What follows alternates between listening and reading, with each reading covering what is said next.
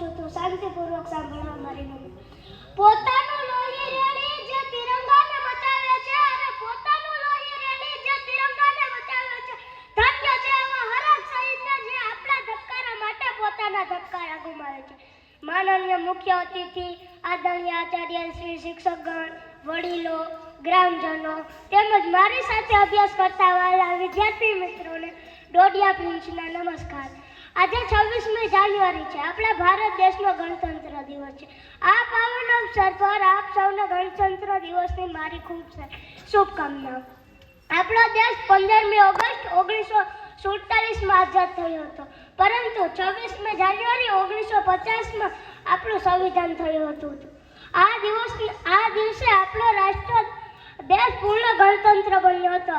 આ દિવસને આપણે રાષ્ટ્રીય પર્વ ગણતંત્ર દિવસ તરીકે ઉજવાય છે।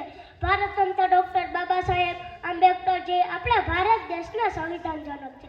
कुछ नशा तिरंगे की आन का, कुछ नशा मातृभूमि के मान का, कुछ नशा तिरंगे की आन का, कुछ नशा मातृभूमि के मान का, हम लहराएंगे हर जगह ये तिरंगा, नशा ये हिंदुस्तान के शान का है, नशा ये हिंदुस्तान के शान का है।